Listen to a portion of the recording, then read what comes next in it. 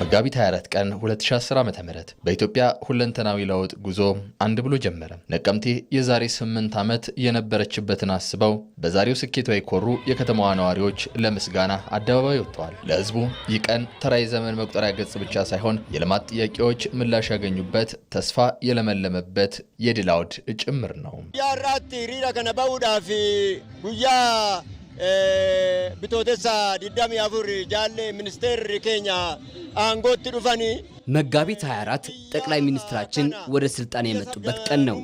ሀገራችንም ህብረ ብሔራዊ ሀገር ሆናለች። በርካታ ልማቶችም ተሰርተዋል። በዚህም ስለተደሰትን ነው ዛሬ ለድጋፍ የወጣ ነው። ሙምቺ ሚኒስቴር ኬኛ ጠቅላይ ሚኒስትራችንን ባለፉት 8 ዓመታት ላመጡት ሁሉን አቀፍ ለውጥ ደስታችንን ለመግለጽ ነው እዚህ የተገኘ ነው። የጠቅላይ ሚኒስትራችንን እድሜያቸውን ያርዝምልን።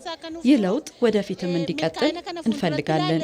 ጉያራ ሪራ ከነከኑምኔፊ ጉያንኩን ጉያ ቢቶቴሰ ዲደሚ አፉር ጉያቲ ኡመኔ ኦሮሞ ይፈተርጌፊ ዛሬ በዚህ የድጋፍ ሰልፍ ላይ የተገኘ ነው የኦሮሞ ህዝብ ብርሃን ያየበትና ቀደም ሲል ከነበሩ ጭቆናዎች የተላቀቀበት ዕለት በመሆኑ ነው።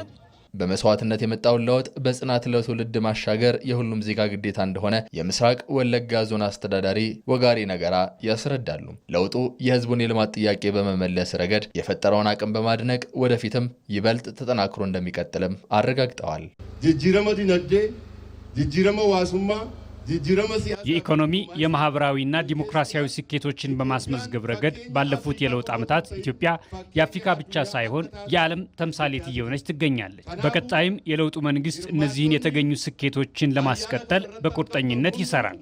መጋቢት 24 ባለፉት ዓመታት የተመዘገቡ ዋና ዋና ስኬቶች የሚመዘኑበት፣ ለነገው የብልጽግና ጉዞ መሰረት የሚጣልበት መሆኑን የነቀምቴ ከተማ ከንቲባ መሰረት ኃይሉ አንስተዋል። ሙሜ ሚኒስትር ኬኛ ሎሬቲ ነጋ አዱኛ ዶክተር አብይ አህመድ የዓለም የሰላም ሎሬት ጠቅላይ ሚኒስትር አብይ አህመድ ወደ ስልጣን የመጡበትና በርካታ ድሎችን ያስመዘገብንበት በመሆኑ ይህንን ዕለት በተለየ ደስታ እናከብረዋለን። ይህ ለውጥ በመምጣቱ ለረጅም ጊዜ ስንጠይቅ የነበረው የልማት ጥያቄያችን ምላሽ አግኝቷል። አሁን እየተከናወነ ያለው ልማት የጋራ ተጠቃሚነታችንን ያረጋገጠና ጠንካራ ኢትዮጵያን ለመገንባት መሰረት የሚጥል ነው።